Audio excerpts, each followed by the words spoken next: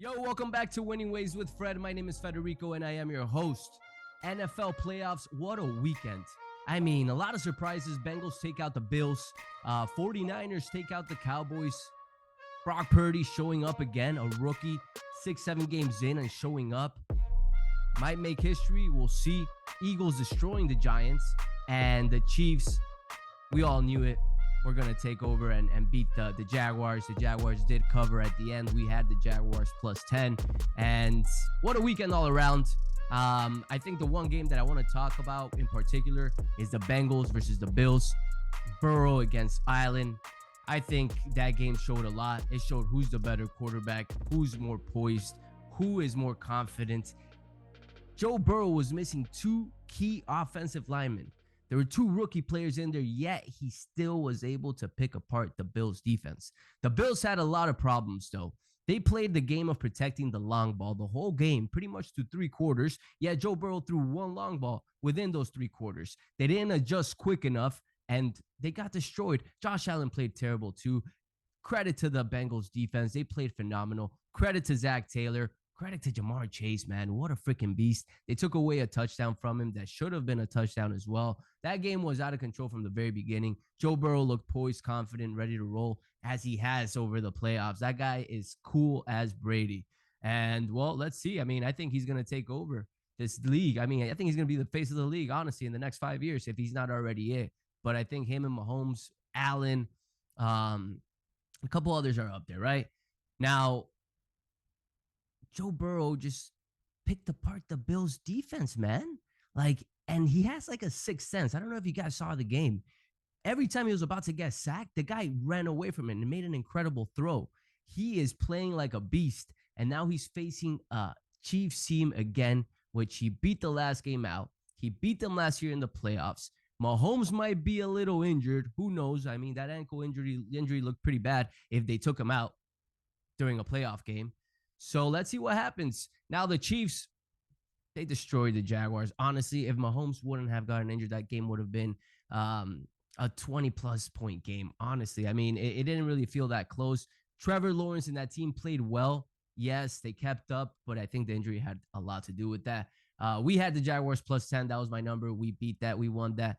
And that day, too, we had the Eagles minus 8. What an ass whooping. I mean, the Eagles looked for real. Jalen Hurts looked for real. That running game, that defense, they have like a chip on their shoulder. They're ready to kind of dominate, and now they're facing a 49ers team that has a big-time defense. I mean, that defense is insane, right? So, huge game by the Eagles. They destroyed the Giants. I want to really talk about the 49ers against the Cowboys game. I mean, that game would have been much closer if Tony Pollard wouldn't have gotten injured. Let's be real. That guy carries the team nowadays. Elliott isn't the main running back.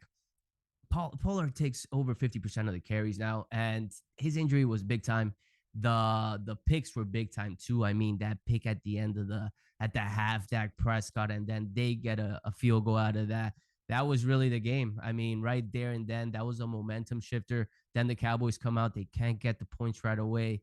And Brock Purdy played well, man. I mean, a rookie, 6-7 games in, showing why he's supposed to be the starter and why the 49ers supposedly are leaning on keeping him as a starting quarterback rather than Trey Lance. Go figure. Wow. Now, they play an Eagles team. That defense is another big-time defense.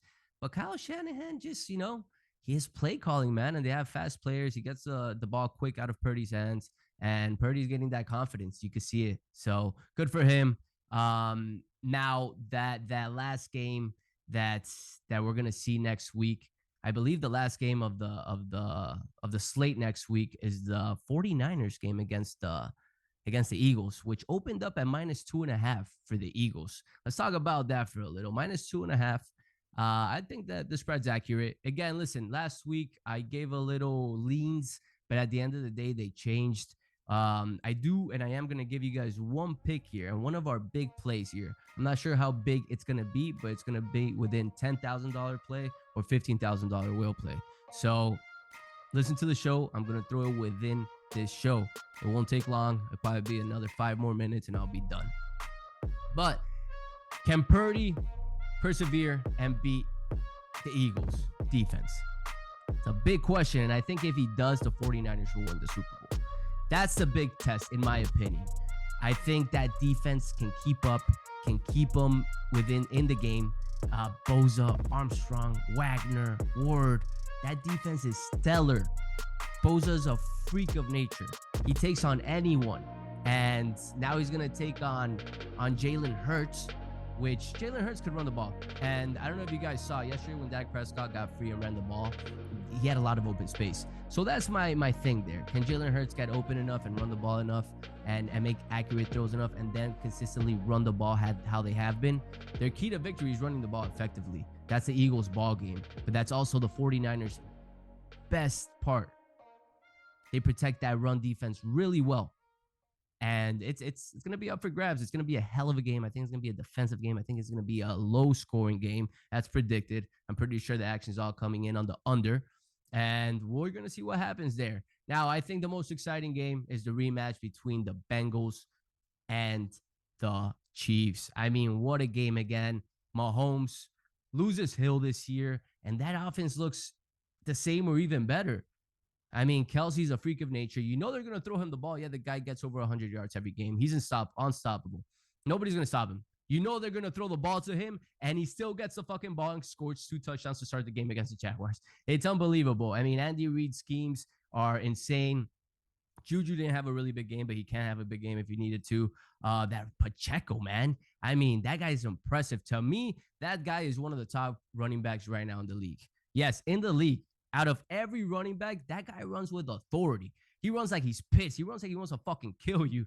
And he's crushing him, man. I mean, that offense looks for real. And now you're going against a Burrow, Jamar Chase, Boyd, Mixon, a team that beat you to end the regular season, to beat you, to kick you out of the playoffs last year. There's that like rematch. I want to kick your ass revenge mode for them. Let's see what happens. Burrow is showing he's way too cool. The moment's not too big for him. And clearly, I mean, he was a 6-point underdog against the Bills. And I don't know, man. I think that guy's just poised. And I think confidence and being poised in big moments is key. Mahomes is too. Zach Taylor is really being a great coach. It's really going to come out to, I think it's going to be more of an offensive match. It's going to start off slow. They're going to run the ball. They're going to try to control the clock. I don't think they want to go into a shootout, but I think they're both capable of scoring against each other. And I think it's which quarterback shows up and plays better and avoids the mistakes. I think turnovers is going to be a key thing in that game too. Whoever can avoid the turnovers is probably going to win the game. The spread opened up at 3 and it went down to 1 already. I don't know where action's coming in right now. That's hard to know. It's really early, right? Action really comes in within the week, and a lot of it comes late in the week. So that's why we make our picks at the end of the week, at the end of the night. I try to get every piece of information I can. That's how you're successful in this, right? But hell of a weekend coming up. We as a team had minor losses last week. Full transparency, yesterday did kick our ass. We lost 20 units, which is not much at all, actually. Overall in the year, we're in day 23. We're up over 100 units still. We've been a little back and forth over the last, I'd say, 7-8 days. We've profited, then given some back. Regardless, we're staying steady. We're not going down. There's an inflection point where we'll go up and continue going up. And right now we're up over 100 units. That's 25% returns on the month already. 23 days in. You're not going to find those results anywhere else. Honestly, long-term consistent gains. This week is going to be a big one, NFL playoffs. We typically bounce back big after a bad day like yesterday's. Back to discipline, 1 to 2 plays a day. Going to cut off the parlays a little bit this week. They've been cutting off the units. I typically add them when we're up, right? When we're up, it's good to throw a little parlay, see if we could increase those odds and continue profiting bigger. But they also, they're not a way to profit long term. There's an old saying in Vegas saying parlays are for suckers. Vegas loves parlays because they typically lose, right? So with that said, you guys want the pick. That's why you guys have probably stayed this long in the show, right? I'm going to go ahead and take the 49ers plus 2.5 against the Eagles.